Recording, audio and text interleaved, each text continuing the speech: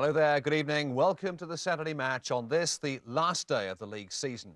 Now, we're going to concentrate on that fascinating race for promotion in Division 2, with Leicester and Fulham chasing the one remaining place. It should have been decision day, but tonight confusion reigns instead. It's turning into one of the most amazing promotion sagas ever, and we have the whole story in pictures. Now, this was the situation before today's games. Leicester and Fulham both on 69 points, but Leicester with a better goal difference. So all Leicester had to do was to beat Burnley to make sure. Fulham, they were at Derby, and all they could do was try to get the points and hope that Leicester didn't. Now, we're featuring both of those games tonight, plus the deciding game from Scotland, Dundee against Dundee United, and a promotion match from the 4th Division, Bury against Wimbledon. But let's start, though, with Derby versus Fulham. And just to add to the excitement, Derby needed points as well to make sure that they didn't go down. The pictures are from Central Television. The commentator is Brian Moore. Quite a gamble for the Derby manager, Peter Taylor. Three key players all pushed back into action for this vital match after recent injuries. Archie Gemmill, he's got a problem behind the knee. Kenny Burns, a hamstring. Paul Hooks, a stomach muscle injury. And the boost, though, that they probably need after two successive defeats have put Derby County firmly back in trouble at the bottom. Meanwhile, the Fulham side that goes looking for that victory today is the one that beat Carlisle last week. The good news for manager Malcolm MacDonald is that Gordon Davies, who picked up a slight injury in that game, is reported fit. But for all their good intentions, they know that the job is not entirely in their own hands anymore. The referee is Ray Chadwick of Darwin in Lancashire. And taking his place at the baseball ground, the great Jackie Stamps, now sadly blind, but a great hero of Derby County and a member of their cup-winning side of 1946. He has the match read for him by a friend.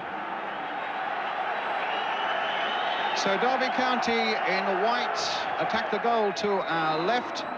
Fulham in an all-change strip of red on a crucial afternoon, and it's unthinkable, really, a few weeks ago to believe that so much could be resting on today's game, with Fulham at one point this season 12 points clear of the 4th club in the promotion race, and Derby County on a real roller coaster season were once 9 points away adrift at the bottom, and then 15 games without a defeat.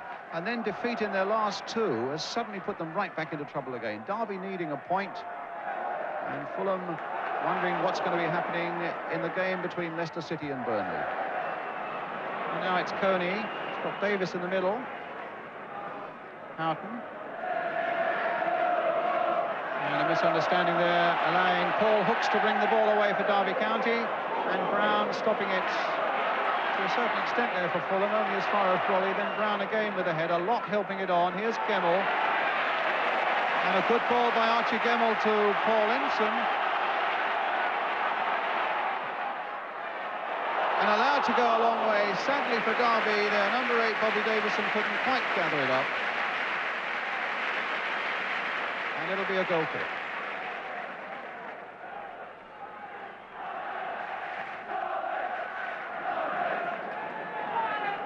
Jump there by Coney, and Gordon Davis going through. Was he shoved? The referee had a good hard look at it, and for a moment Derby were in terrible trouble, and a shove came from Foster, but it wasn't an unfair one according to the referee. Wait on there. Davis was through, Foster is after him. Foster playing the ball, and I would say the referee was right. Hopkins beaten there that time by Emerson. It's Wilson. But Brown turning it away for Fulham. It's Derby's throw. Paul Empson again with it to Kenny Burns. Back to Empson again. Actually on the transfer list, Paul Empson.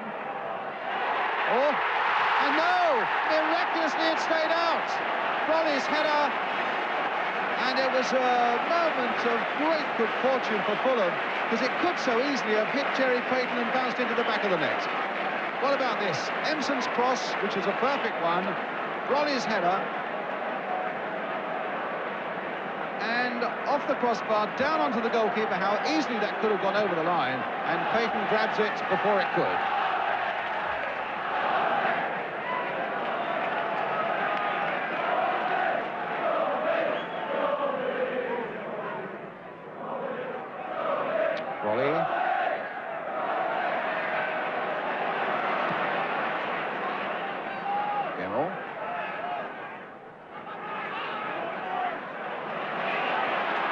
Hopkins. Oh, and he kicked out as he went to Hooks. I think it was an accident, but the pain must have been pretty acute, and the referee feels obliged to have a word with Jeff Hopkins. This is the moment. And that's what the talking is about.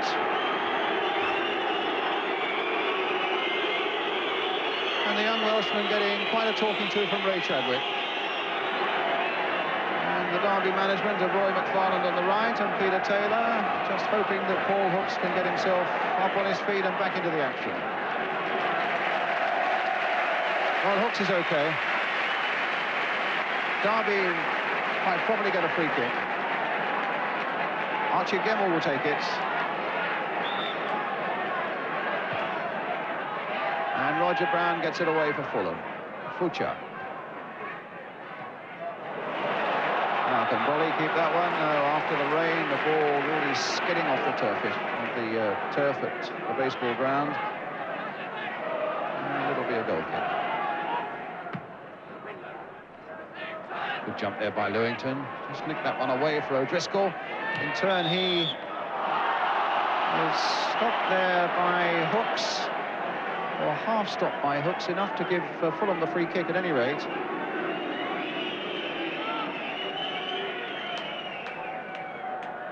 Gale. And again to Lewington. Gale. Played in for Wilson, and now for Davis. And Empson getting it away. That wasn't very good, though. Straight to Gale. And now Robert Wilson. Oh, and that's an interesting ball there. And a header that was just kept out from Coney. And Davis, I think, quite properly is claiming that he was pushed. And Peter Taylor, needless to say, was worried by that. You have to question whether it was a push on Gordon Davis. And you have to say it was a very good header coming in at the far post from Dean Coney. Houghton with the corner for Fulham. Fisted away by Cherry. Now Empson. Kept in well by O'Driscoll. And now for Houghton, with O'Driscoll going outside him. Played inside, but it was an offside against Davis in any case. Although the referee said, as the keeper's safely in possession, let's go on with the game. Foster. That's the keeper's ball.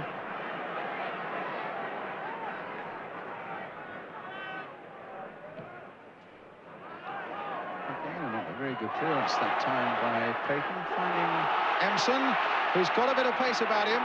Hopkins is after him, and he's got it in, and just over the top.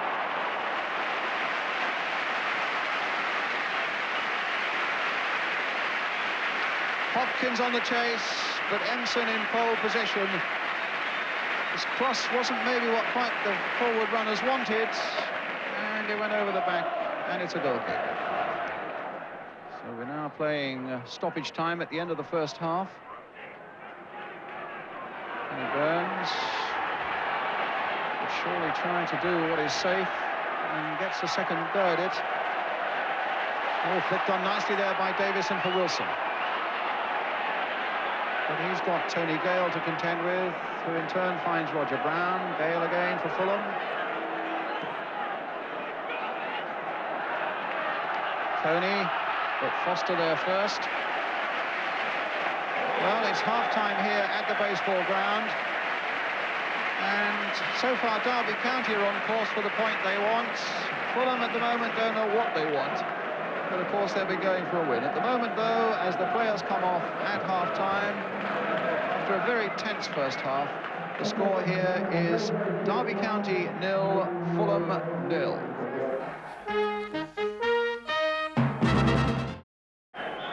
So Fulham in the red strip get the second half underway, and the next 45 minutes will decide just what sort of rewards there will be for these two clubs after 9 months of real hard slog.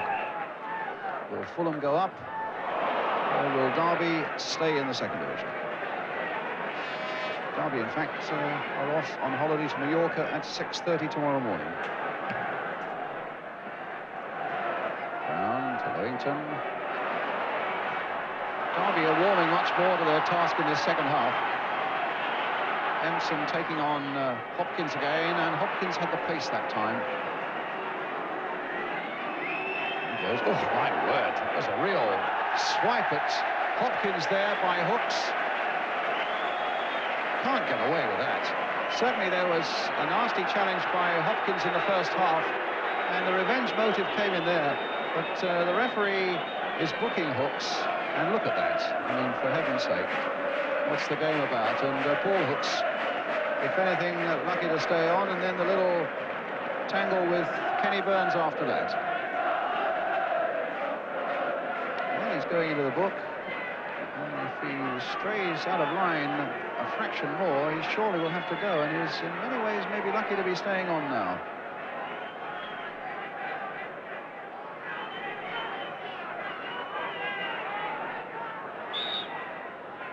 Gale with the kick for Fulham. Oh, a dummy by Wilson, didn't fool Foster. The long ball sending Wilson on his way. And Payton there up onto the roof of the stands for a Derby County throw. Well,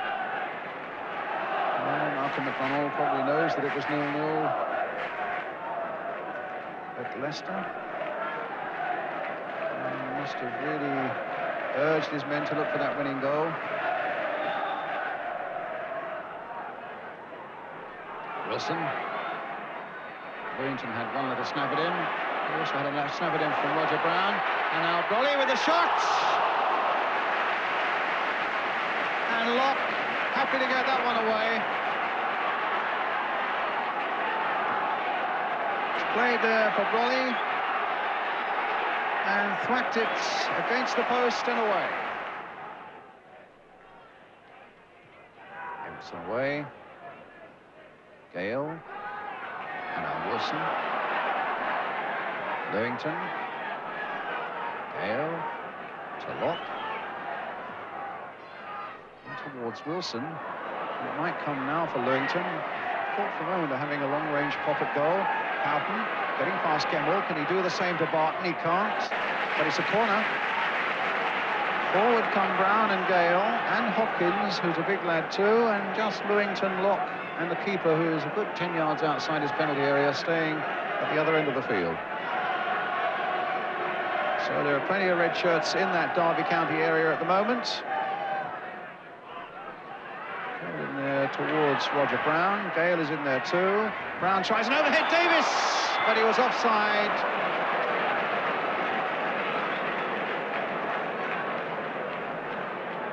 And there was little doubt that he was offside. When the cross came in, it was Roger Brown who was making the first impression there. Tony Gale then got his header. And suddenly from that overhead, well, I'm not sure that he was all that offside. Looking at it again, Archie Gemmell might just have been playing him onside, but it was all pretty academic because the man missed in any case. There goes Davison. Wilson's here, supporting. The end result didn't cause Gale too many problems, but now Gemmell finds Brolly. Barton, crossed in once more, missed by Wilson. Can Empson keep it in? Just, so it may not be over yet. Brolly with a header. And hit into the roof of the net, superbly there by Davison.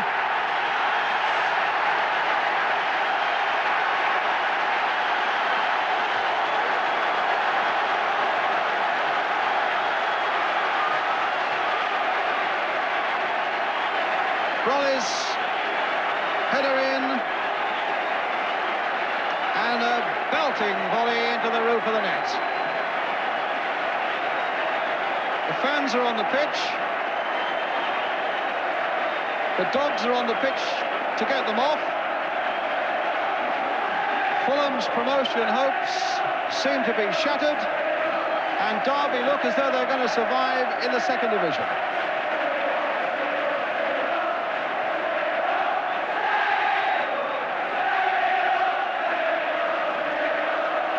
And staying up, staying up, staying up is the cry from the baseball crowd. And Malcolm McDonald knows that the long, hard struggle could end in failure for Fulham, and how they must be regretting their 3 successive defeats a couple of weeks or so ago. And Empson running it out. They're going to take Archie Gemmell off now. Obviously, no, it's Fulham making the substitution. They're taking Sean O'Driscoll off. Well, Fulham are taking off O'Driscoll and putting on a young midfielder, John Reeves.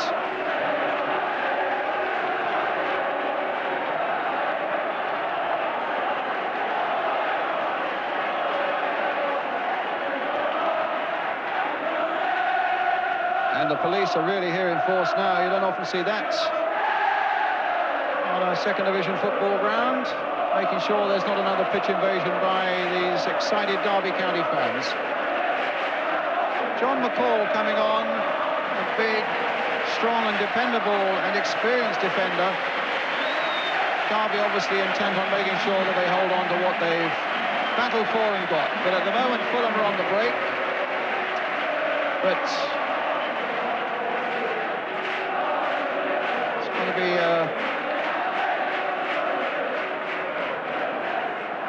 another corner.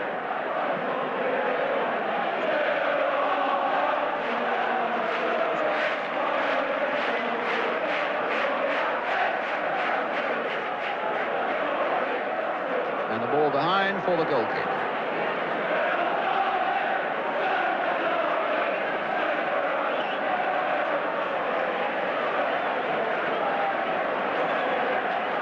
John McCall is on, and Archie Gemmell is off for Derby. Back with Roger Brown to the goalkeeper, and there are quite a few fans already on the pitch, and the referee surely isn't going to allow that. All around Steve Cherry's goal, as Hopkins comes forward, now with Gale.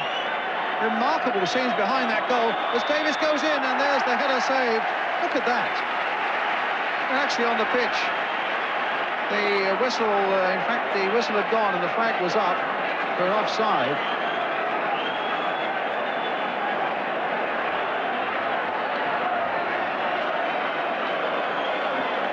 Gives you an idea of the depth of feeling for football in this great old footballing town. That survival in the second division can generate as much excitement as this has today. Coming to the last minute or so of the game, Houghton played in for Gale. For Houghton again. Oh, did Cherry get a touch? Yes, he did, because the corner's indicated.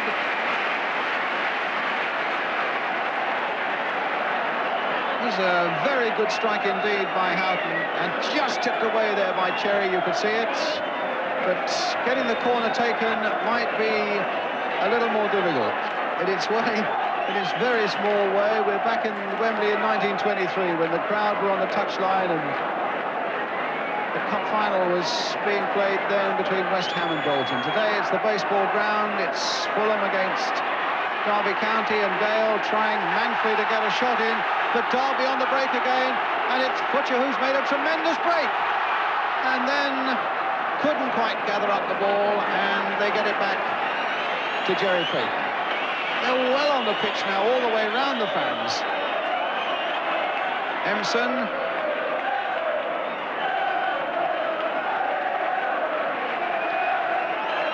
And it's Brooks now for Derby County.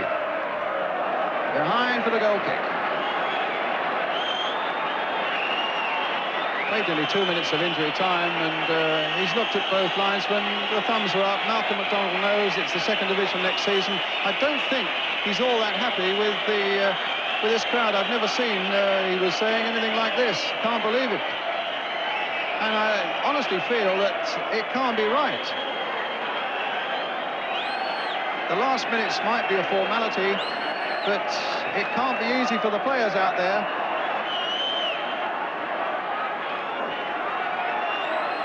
Locke. Lewington. Played on again towards Wilson. The crowd gets back, or at least tries to get back partially behind the lines. Wilson once again. and he was actually tackled by somebody in the crowd. The linesman's flagging. Well, that was always likely to happen. And, I mean, it's a crazy situation now. I'm not at all sure that effort shouldn't have been made to get the crowd behind those barriers the moment they started to appear. Once they were allowed to come through, they were followed by others. And now, of course, it's a situation that's totally out of hand. There's no way you're going to get them back behind the barriers. And they're right around the goal, for example. It's all very well for the policeman to start waving them back. I don't think he's got a chance. And he's back in the crowd again. And they're all round the goal where Steve Cherry is in that Derby goal. It's a crazy situation. Lewington now with the throw. Now Gale. Crossed in once more. Brown heading it on. Wilson's there too, looking to get a volley in, but couldn't manage it. They still can't get it away. Now they can.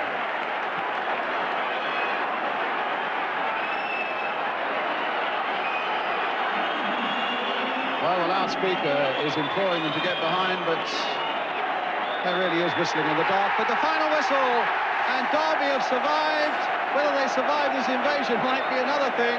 Fulham know that they have to play in the second division again next season. Their promotion run is over. They are beaten by Davison's goal, and Derby know that they have survived the threat of a drop into the third division, and the celebrations start now at the baseball ground. So, amazing scenes. You would have thought they'd won the second division championship rather than the other way around, just survived at the other end of the table. But that's what it means to this grand old footballing town of Derby.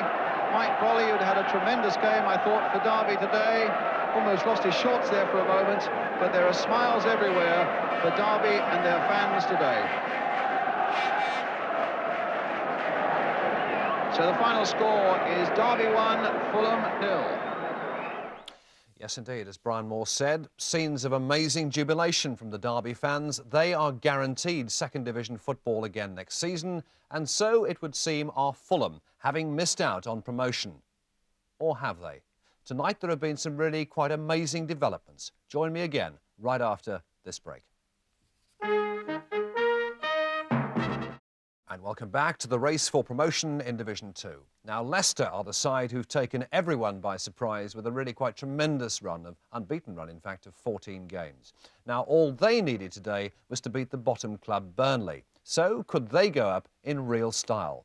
Let's join the action in the first half. Your commentator, Peter Brackley, and Leicester are in the white shorts.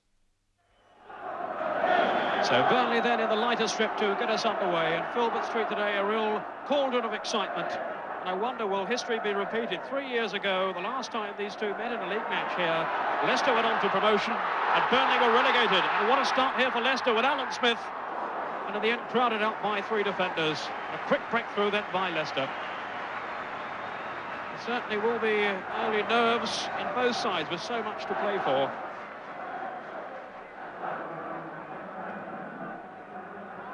The rain is going to make the surface very greasy. Had a lot of rain on the pitch in the week too.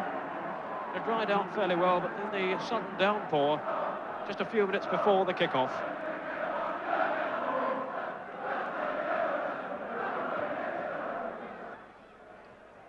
Header then from Ramsey, finding Linex. Wilson turning neatly between two players. Nimble work then from Ian Wilson. Now Robert Jones. Plenty of Leicester players in the area. English fighting for it, hooked away by Young. English good ball through to Robert Jones. Smith and Wilson both in the area. Just beyond Smith. Away for a corner off Donaghy. That's given Leicester hard, and encouragement too for the supporters. They're certainly making themselves heard in this tense atmosphere.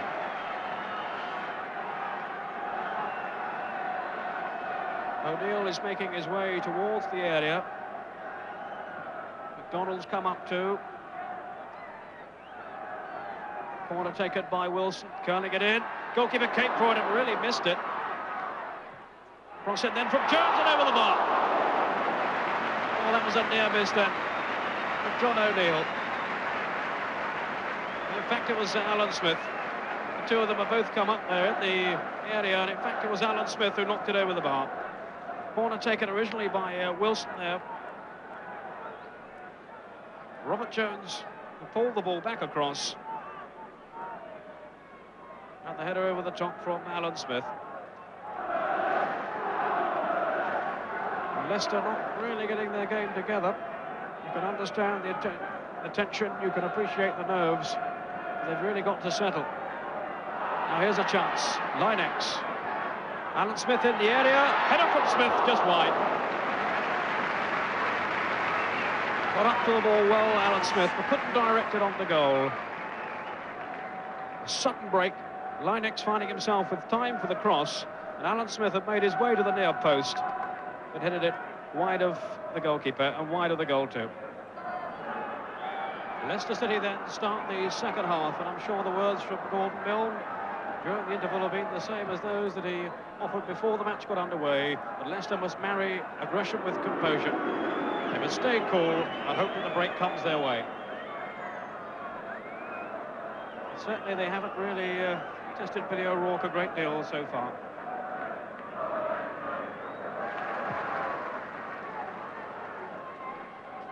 Pete McDonald. Daly. Wilson for Linex to chase.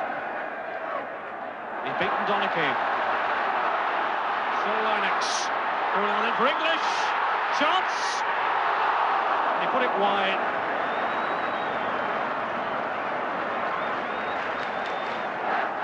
I think anyway that the linesman had flagged for offside as it came through to English. It just slipped it wide of goal. Now Dixon. Good ball play through then by to Phelan. Still Phelan going through. Now Donovan with a shooting chance. And he put it wide. A clear-cut opportunity then for Terry Donovan. The best chance that Burnley have created so far. Good early work by Dixon, then to Phelan. The ball fell then for Donovan. He beat Wellington, but wide of the far post. Daly. This is Ramsey. Now for Alan Smith. Managed to shake off Dobson for Linex. And surely that was pushed by Donachie. I think Donachie went for the ball, but clearly impeded Steve Linex. Referee with the arm aloft, so I think he's given obstruction. Leicester players just inquiring as to what the nature of the free kick is. He's, I'm sure, indirect. Taken quickly by Daly for Jones! So near. Robert Jones, the man who dramatically scored on his debut last week. So very nearly did it again. The free kick taken quickly by Daly. In went Jones, just over the bar. This is Daly. Now for Linex. Certainly plenty of heart and spirit about Leicester now. Daly. In for Alan Smith. Balls in for Wilson. The goalkeeper may well clearly had it covered by the right-hand post. But Ian Wilson was very, very near. Scored one or two vital goals, including the one, of course, at Fulham a couple of weeks back. He was just wide there. We're now into the second minute of injury time. There has been quite a few stoppages. It's a lovely ball, though, by McDonald. Now, Alan Smith. Off the line by Dixon. Almost the goal that Leicester have been searching for. Alan Smith lobbing the ball towards goal, and young Lee Dixon had read the situation so well and was able to clear. So it stays at 0-0. Perhaps one last throw then from Leicester to make absolutely certain. It looks as if they may not need to win, but they'd love to and finish the season in style. Bobby Smith. Way by Donachie. Wilson. Way over the bar. 4 minutes of injury time, and there goes the final whistle. The crowds rush onto the field, off go the players. It's 0-0 here, and is it enough to take Leicester back into the First Division after a 2-year absence? Yes, 0-0 the score. Not really a totally convincing performance by Leicester, but as far as they were concerned, it was good enough to take them into the First Division. And afterwards, Bob Hall found goalkeeper and captain Mark Wallington in the party spirit.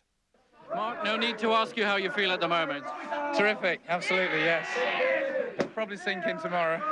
A bit of a cliffhanger, this one. Yeah, we're disappointed in a way that we couldn't go out in style, you know, but we got the result, you know, and fortunately Fulham lost at Derby, so thanks, Derby. And we're there, you know, it's great. Well, cheers, lads. We have Tom English to thank for that, I believe. I tell you what, it's been a hell of a season. Very, very enjoyable.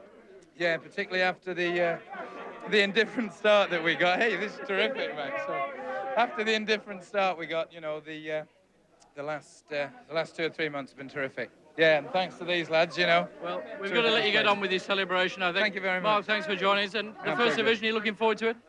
What do you think? At my age, crikey, terrific. Thanks a lot. Mark, thanks very much indeed. We'll let you get on with the celebration. My pleasure. Thank you, Bob. Yes, it's lovely when you're winning, but within minutes the champagne in the Leicester dressing room had gone flat, because from Derby came news that the game there hadn't been properly completed. Fulham were appealing, so maybe Leicester still weren't definitely promoted after all. Well, we saw earlier the quite incredible scenes as the crowd encroached onto the baseball ground pitch. Let's now look again at the end of the match. The Fulham goalkeeper, Jerry Payton, with the ball. And as he kicks it downfield, the referee blows his whistle. Everyone thought it was full time, but apparently it was for offside. There was still 1 minute and 18 seconds on the clock, but clearly the referee had no chance at all of restarting. Fulham, remember, had needed a victory to give them promotion. And what happened to them at Derby had manager Malcolm McDonald fuming. Brian Moore spoke to him. Malcolm, what is the latest situation? Will there be a replay or won't there be a replay? Well, Mike Watterson, I understand the Derby chairman has intimated that they will be prepared to have a replay. The game hasn't gone the full 90 minutes, and also there was 7 minutes of intimidation by the crowd were actually on the pitch in a number of areas, and so now really it is a question of what the Football League decide on when they see the referee's report. But the referee has stated that that the 90 minutes wasn't completed. And that also that there were a number of incidents after the game with players they were assaulted by the crowd that ran onto the pitch. What do you mean by intimidated over those last 6 or 7 minutes? Well, there was an incident during the last few minutes. I don't quite remember what time it was, Brian, but Robert Wilson was running down the touchline with a ball, and a supporter has run on and blatantly kicked him in the thigh.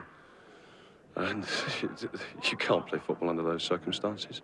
There was a suggestion that the referee might get the players to come back out again and play again, but that didn't appeal to you, obviously. Well, we couldn't have fielded 11 players because we had a player, Jeff Hopkins, who had been so badly set upon. His shirt had been totally ripped off his back, and he had been punched in the air and in a number of other places. And the lad was in total shock. He had been surrounded by thousands of people and could see no avenue of escape. Finally, he made it to the dressing room and was absolutely frozen stiff in shock. Really? So, I mean, you don't regard, then, that your promotion dream is shattered yet? I mean, you feel that you should get another chance? I feel that we should have this game replayed because it hasn't gone the full course of 90 minutes. And plus, before the crowd actually came onto the pitch to cover the pitch entirely, there were a number of intimidatory incidents that happened that doesn't make for a conducive footballing atmosphere. Malcolm McDonald with some very worrying comments. Fulham will be asking for a replay, and League Secretary Graham Kelly confirmed tonight that the matter will be considered by a special management committee meeting early next week. He could make no further comment until he'd seen reports from everyone involved. Well, Derby presumably will be happy to replay, as they're safe from relegation anyway. And you can see Fulham's argument.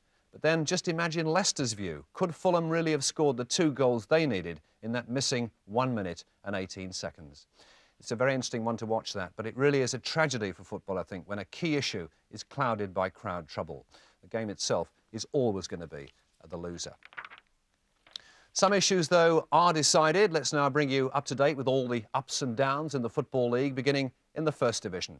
Liverpool, of course, are champions, and the sides who qualify for next season's UEFA Cup are Watford, Manchester United, Spurs and Nottingham Forest.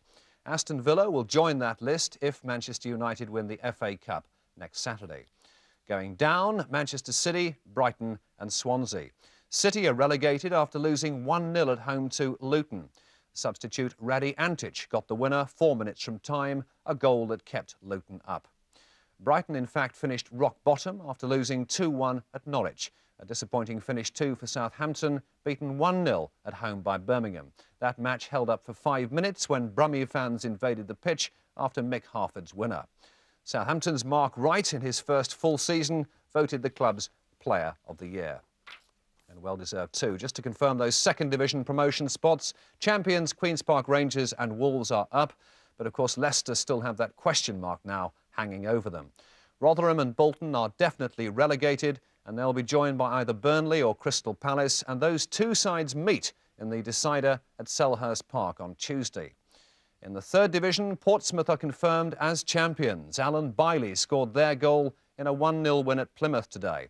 Cardiff and Huddersfield, of course, also going up.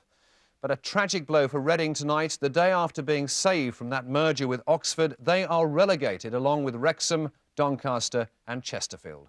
Reading's Kerry Dixon scored his 32nd goal of the season, and it gave them a 1-0 win over Wrexham, but it wasn't enough to save them. Gillingham's Tony Cascarino scored first for his side at Lincoln. It was his 19th goal of the season, but Gillingham still lost 3-1. Bournemouth's Tommy Heffernan missed a late penalty at Brentford, and his side went down 2-1. Also in the third division, Alan Ball finally retired after 975 games. His Bristol Rovers team drew 1-1 with Cardiff. Well, in the fourth division today, Bury needed to beat Wimbledon at Gig Lane to clinch promotion. This is what happened, and Bury are in the dark shorts.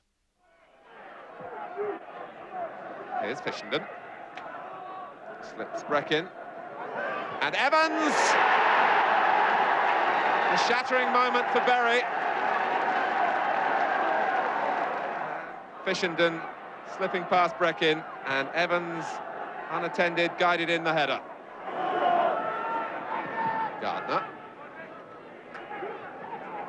Hunter again, coming in strongly.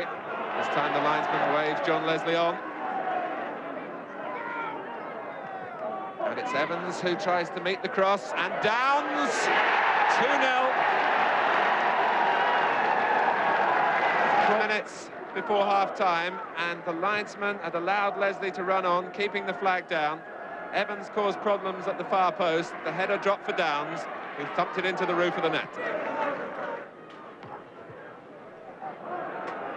Johnson, is he away here? And was that handball by Thomas and Madden?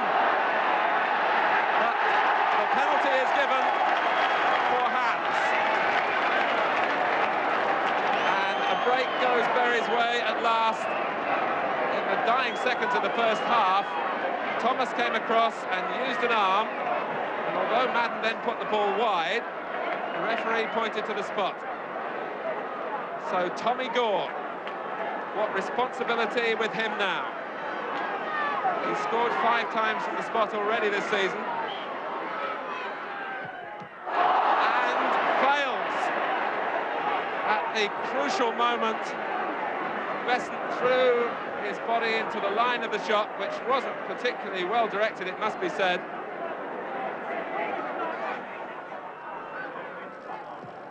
Peters with the cross. It's allowed to reach Leslie, and now Hodges. And Evans! Although Bury protests that presumably a hand was used as Evans stretched forward, the referee initially pointed for the goal. Evans has got the congratulations. And the referee now has gone across to check with the linesman. But did Stuart Evans handle there?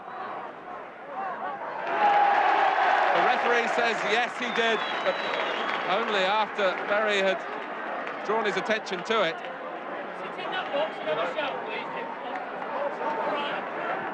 And Parker is to stay onside by a gesture from the linesman. He was really in an offside position. And scores! Out of nothing.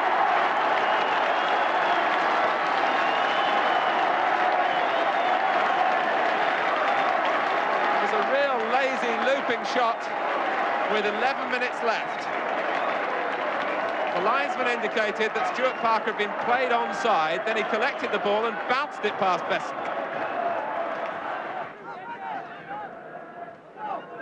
Here's Jacob.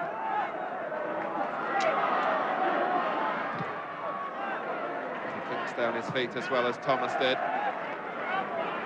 Fishenden away from Halliday. Has he done enough? He hasn't. Halliday slid in, but Fishenden looped the ball up and over David Brown. It was a lucky finish, really, but it epitomises the way the afternoon has gone for Bury. Ball skidding on the damp turf into Fishenden's stride. Halliday slid in, and it might have even looped up off him. Brown was totally committed.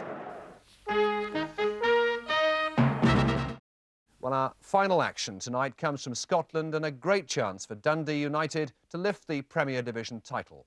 They needed a victory at neighbouring Dundee. Here are the goals described for us by Jock Brown, and it's United now in the dark shorts. Here's Neary. Now Sturrock. Milne coming inside McKimmie.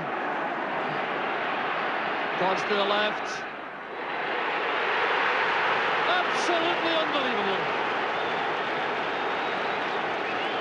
4 minutes gone. Ralph Milne conjures up a masterly opening goal.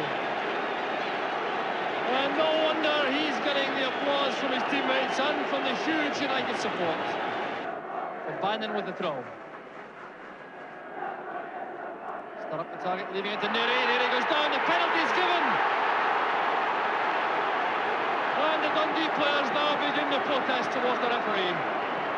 10 minutes on the clock, United get the perfect opportunity to make it 2.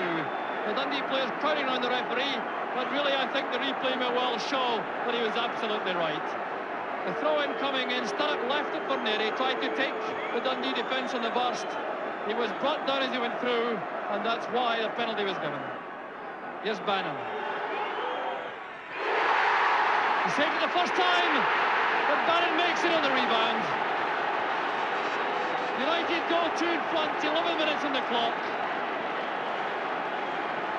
And Bannon really was very fortunate.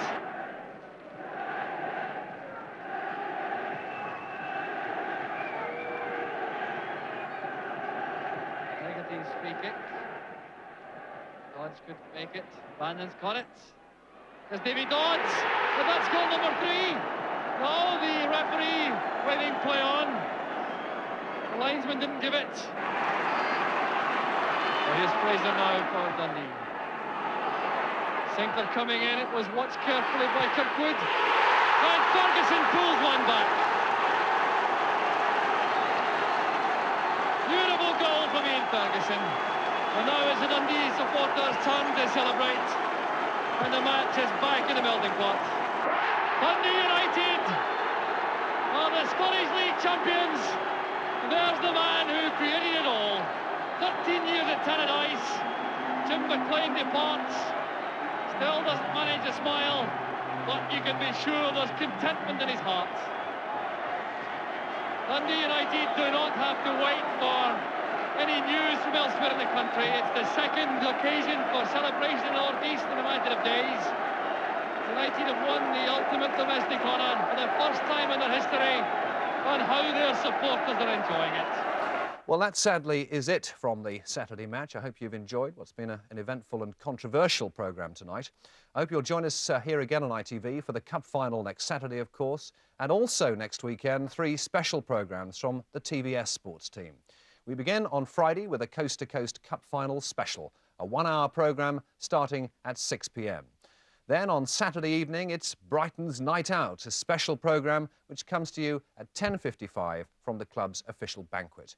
Finally, at 2 o'clock on Sunday afternoon, we're with the players again when they tour the town for their official welcome home. We're going to leave you, in fact, tonight with Brighton, that marvellous moment at Highbury when Sheffield Wednesday were finally beaten and the Seagulls were on their way to Wembley. I must say, I can't wait for the Cup final itself. We'll see you next week. Until then, take care. Bye-bye for now. And the message from Brighton surely now is Wembley, here we come. The whistle, Brighton have done it! Victory by goals from Michael Robinson and Jimmy Case.